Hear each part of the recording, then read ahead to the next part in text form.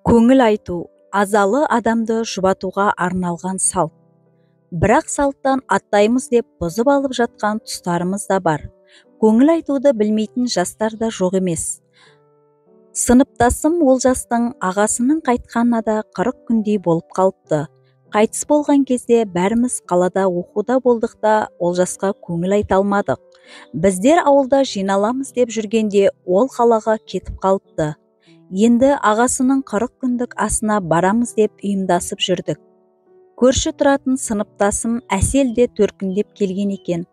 Оны да ерте шығайын деп үйіне барып, мән-жайды айттым. Ол бесіктегі баласын әжесіне табыстап, қарай тұрыңыз, мен сыныптасымнан қалмай, Олжастың үйіне кіріп, Құран оқып шығайық дегені сол еді. Әжесі ашуға булығып, жап-жас болып көңіл айтқан несі? Өлімге жастар көп барып жүргендіктен жастардың өлімі көбейіп кетті. Азалы үйге үлкендер барады.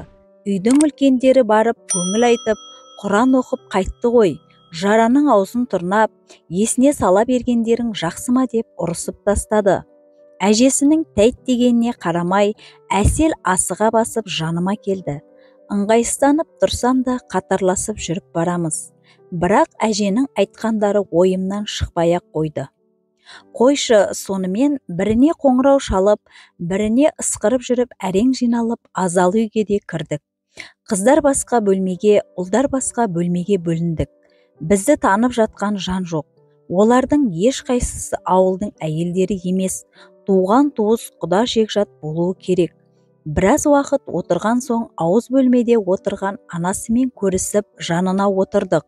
Қайғырып жылап отыр. Баласының айтқан сөздерін, атқарған істерін, армандарын айтып, ана жүрегі қарс айырылып отыр. Шетте отырған келіншегі де жылай-жылай қалжырап қалғаны көрініп тұр.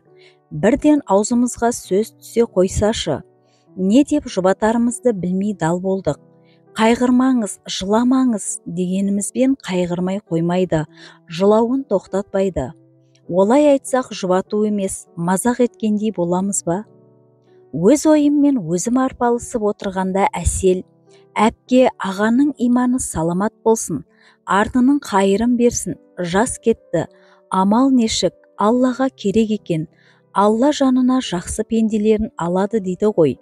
Көп езіле бермеңіз, мықты болыңыз, жеңгейге де оңай емес, қалған ғұмырын балаларына берсін деп тоқтамай сөйлей жөнелді. Біз де иманды болсын, Алланың шапағатына бөленсін деп күбірлеп қойдық. Ал анасы басын изеп, жасын сүртіп, әумин, әумин деп отырды. Төрде отырған егде жастағы әже Құран оқыды. Сосын келгенімізге рахмет айтты.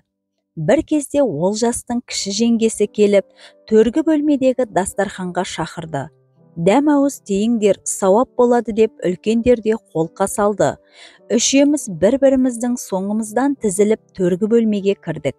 Бұл дастарханның басында да үлкен апа әпкелер отыр екен. Біреуі біздің жүріс-тұрысымызды бақылап отырған болу керек. Дегеннен ақ біздің кім екенімізді, қайдан келгенімізді сұрақтай бастады. Бұған да тақылдап Әсел жауап берді. Бір кезде әжей әңгімесін бастады. Мұндай азалы жерге бірінші рет келіп тұрсыңдар-ау деймін. Жас болған соң білмейсіңдер. Бұл сендердің кемшіліктерің емес. Ол біздің, яғни үлкендердің қателігі.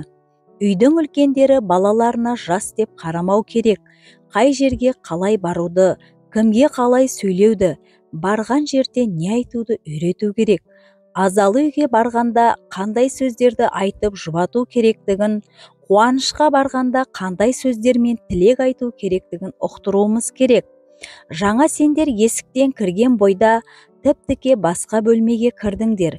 Негізінде азалы үйге барған соң, әйелдер отырған бөлмеге кіріп, отырғандардың бәрін құшақтап, арқасынан қағып, қолын қысып көрісу керек. Сосын Құран бағышталады.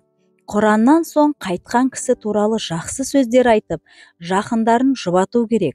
Міне сонан соң барып, үлкендердің айтуымен дастархан жайылған бөлмеге келесіңдер деді. Тағы үлкен кемшіліктерің, не айту керектігін білмейсіңдер деп Әселге қарады. Қызым, жаңағы сөзіңді енді қайтып айтушы болма. Өлген адамның өмірі қалған жоқ. Ол өз өмірін таусылғанша сүріп кетті. Талқаны таусылған соң о дүниеге аттанды. Қалған ғұмырын перзенттеріне берсін деген сөз өте ауыр әрі қате. Оның орнына өлгеннің соңынан өлмек жоқ. Өлгенге қайтып келмек жоқ. Ат тұяғын тай басар. Арты қайырлы болсын. Қалғанына өмір берсін. Алла сіздерге сабыр берсін. Өмірден өткен жан иманды болсын. Топырағы торқа, жатқан жері жайлы болсын. Амал дәптері оң жағынан ашылсын. Алла алдынан жарылқасын деген сөздермен жұбату айтыңдар. Тіпті жұбату сөзі өмірден қайтқан қарияларға, орта жастағыларға, нәрестелерге бөлек-бөлек айтылады. Сауаттарың бар ғой, оқып алыңдар. Ертең бір әулеттің келіні боласыңдар. Білгендерің өздеріңе жақсы. Айту біздің парызымыз деді. Өзіміз қысылып әрең отырғанда, бұл апаның сөзі жығылғанға жұдырық болды. Дәм ауыз тидік те сыртқа шықтық. Жол бойы Әселдің әжесінің айтқандарын, Олжастың үйіндегі апаның айтқандарын санаммен саралап келдім. Шынында да аузымыздан шығатын сөздерге өте абай болайық.